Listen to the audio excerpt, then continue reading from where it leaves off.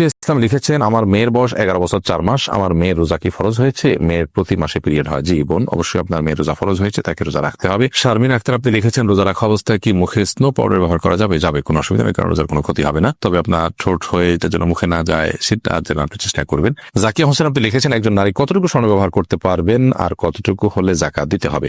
দেখুন, ব্যবহারের স্বর্ণে জাকাত দিতে হবে, এটাই অধিকতর শক্তিশালী মত। যদি অনেক ওলামা ইকরাম বলেছেন ব্যবহারের স্বর্ণে জাকাত দিতে হবে না। অতএব আপনি কতটুকু স্বর্ণ ব্যবহার করছেন এটি ইস্যু নয়, আপনি যতটুকু স্বর্ণ ব্যবহার করছেন এটা নেশাবে পড়ছে কিনা, নেশাবে পড়লে আপনাকে জাকাত দিতে হবে, সেটা কম হোক আর বেশি হোক, যদি নেশাবে হয় আপনাকে জাকাত দিতে হবে। শিমু খান আপনি লিখেছেন, জাকাতের টাকা দিয়ে কি এতিমখানা এতিমদের ইফতার করানো যাবে?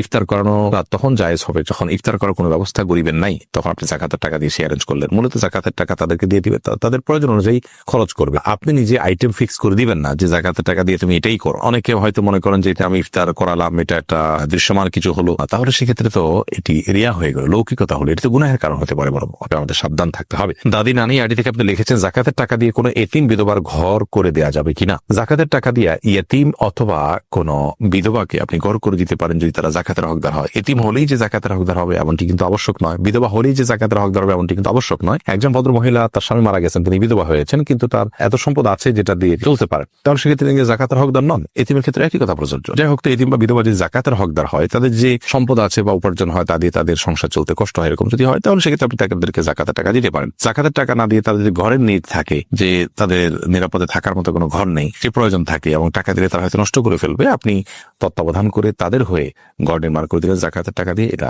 জায়েজ হবে। শিবলু আইডি থেকে আপনি লিখেছেন, রোজা রেখে মুখে গুল দিলে রোজা হবে কিনা? ভাই শিবলু, সাধারণত গুল খেয়ে থাকেন বা মুখে নিয়ে থাকেন, আমরা দেখি তারা মুখের এক পাশে দিয়ে দীর্ঘ সময়টাকে ফেলে রাখেন। তো মুখের এক পাশে গুল দিয়ে যদি ফেলে রাখেন, থুতুর সাথে সেই গুল আপনার পেটে যাবে, একটু হলেও যাবে, অল্প হলেও যাবে, সেই সম্ভাবনা খুবই স্বাভাবিক, যার কারণে এটি জায়েজ হবে না। রোজা রেখে এটি করলে রোজা ভঙ্গ হতে পারে, রোজা ভঙ্গ হবে। আপনি লিখেছেন, শ্বশুরের হাত পা টিপে দেওয়া পুত্রবধূর জন্য জায়েজ আছে কিনা? এটা করা উচিত নয়। কারণ হলো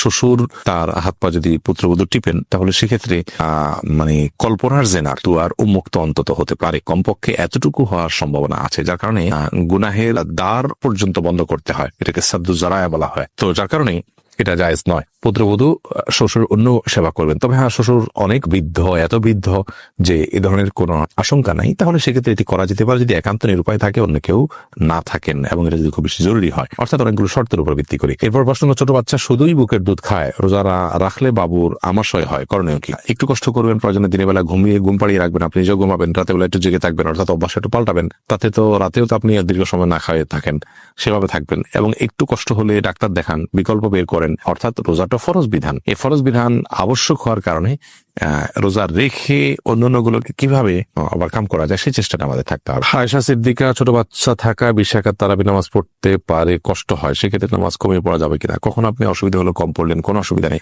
নফল যেহেতু এটা আপনার অসুবিধার কারণে আপনি একটু কম পড়লেন বা ভেঙে পড়লেন, এই সুযোগগুলো কিন্তু আছে। হাবিবা আইরিন আপনি লিখেছেন, জুমার দিন মহিলারা কয়টা বাজে জোহরের নামাজ পড়তে পারবে?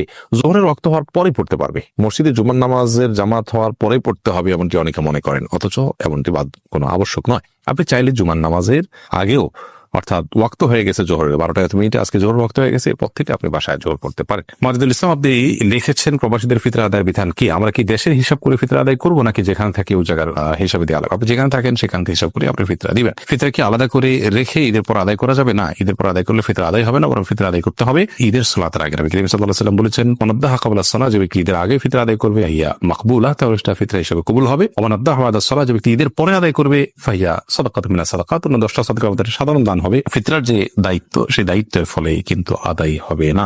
রফিক আহমদ আপনি লিখেছেন, তারাবির 4 রাকাত পর প্রচলিত যে দোয়াটি পড়া হয় এ সম্পর্কে আপনি বলেছেন এটি হাদিসে নেই, অথচ একজন আলেম দাবি করেছেন এটি হাদিসে আছে, এ ব্যাপারে আপনি কি বলবেন? ভাই রফিক আহমদ, দুঃখজনক যে কথাগুলো ভালো করে অনেকে না শুনেই মন্তব্য করেন, আবার অনেকে শুনেও সেটাকে বিকৃত করেন।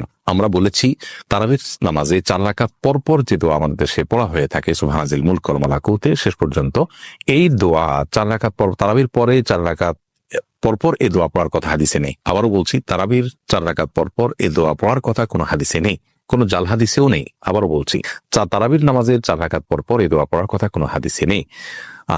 এই দোয়া বিভিন্ন ভাবে এসেছে রুকুর তাসবিহ হিসেবে, সুবহানাল মালাকুতি ওয়াল জাবারুতি, রুকুতে নবী করিম সাল্লাল্লাহু আলাইহি ওয়াসাল্লাম সুবহানাল্লাহিল আযীমের জায়গায় আপনার এই তাসবিহ পাঠ করতেন, এ দোয়া পাঠ করতেন। তো রুকুর তাসবিহকে এনে যদি আপনি 4 রাকাত পর পর যে আমরা বৈঠক করে থাকি, বসে থাকি আরামের জন্য, রেস্টের জন্য, সেই জায়গায় আপনি সেট করেন, তার জন্য আপনার তো প্রুফ লাগবে। যেটা রুকুতে করতে বলা হয়েছে সেটা আপনি এখানে করছেন, তার ভিত্তিটা কি? সেখানে আমি বলেছি যে কোনো হাদিসের ভিত্তি নেই। তো সে মনে হয় যদি কোনো হাদিস থাকে যে হ্যাঁ তারাবির পর 4 রাকাত পর পর এই দোয়া পড়ার কথা বলা হয়েছে, তাহলে সেটা উপস্থাপন করা যেতে পারে। এরকম কোনো হাদিস তো নেই। ফতোয়া শামিতে আছে, ফতোয়া শামিতে থাকার মানে তো হাদিস নয়। ফতোয়া শামি তো ফতোয়ার কিতাব। ফতোয়ার কিতাবে যদি কোনো কথা থাকে, কোনো আমলকে সুন্নাহ বলা হয় কথার কথা, কিন্তু হাদিসে তার কোনো প্রুফ না থাকে, তাহলে এটাকে আমরা সুন্নাহ বলতে পারি না। তো আমি যেটা বলেছি এটা পরিষ্কার যে 4 রাকাত পরপর, তারাবির 4 রাকাত পরপর এই দোয়া পড়ার কথা কোনো হাদিসে নেই। অতএব এই দোয়া আছে অন্য কোথাও পড়ার জন্য, সে হাদিস এনে যদি আপনি 4 রাকাত পরপর পড়ার বিষয়টি প্রমাণ করেন, তাহলে সেটা তো অবশ্যই অগ্রহণযোগ্য এবং হাস্যকর হবে।